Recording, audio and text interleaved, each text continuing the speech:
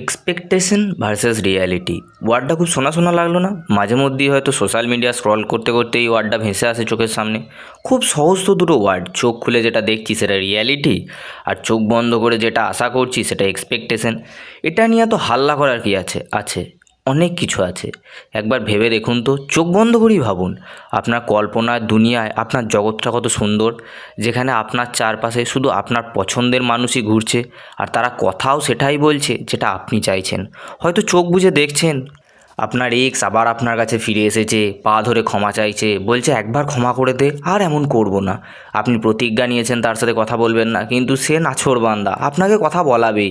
বা হয়তো আশা করছেন, আপনি ক্লাসে টপ করেছেন, প্রিন্সিপাল আপনাকে বাহবা দিচ্ছে, এইচওডি অবাক হয়ে গেছে যে এই ছেলেটা কীভাবে এত ভালো রেজাল্ট করতে। আপনার ক্লাস টিচার বলছে আমি তো জানতাম ওর মধ্যে পোটেনশিয়াল আছে, অথচ সে কিন্তু আপনাকে ভালো করে চেনেও না।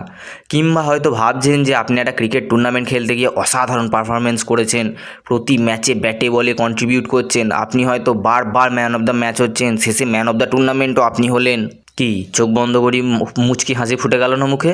মনে পুলক জাগলো না? আহা, এমন হলে কি ভালোই না হতো। ইমাজিনারি ওয়ার্ল্ডটা তো ভারী সুন্দর। এবার চোখটা খুলুন, খুলে বাস্তবটা দেখুন। এক্স কি আছে পায়ের তলায় বসে ক্ষমা চাইতে? না, তার অনেক নাং আছে, সে আপনার মুখেও মতে না। ক্লাসে কি ফার্স্ট হচ্ছেন? না। অ্যাসাইনমেন্ট প্রজেক্ট এসবে জর্জরিত হয়ে এক্সামে কী লিখবো সেই চিন্তা করে করে চুল উঠে যাচ্ছে। আর খেলাধুলা, সেখানে কি হলো? ফার্স্ট বলে বোল্ড, আর বল গেলে 6টা ছক্কা। কি সাংঘাতিক মিসম্যাচ না দু জায়গায়? বাস্তবে সকালে উঠে রাতে ঘুমানো পর্যন্ত ঘরের লোকের খিস্তি, কাজের জায়গায় বসের খিস্তি, হ্যানা ত্যানা 12-17 এত ঝামেলা। কই এসব তো নেই আমার কল্পনার জগতে। কল্পনার জগৎ তো ভারী সুন্দর, কিন্তু বাস্তবটাকে তো মেনে নিতেই হবে। মেনে নিয়ে এগিয়ে যেতে হবে এই প্রচেষ্টায় সেটাকেও কল্পনার মতো সুন্দর গড়ে তোলার, আর তার সাথে কল্পনাও করে যেতে হবে।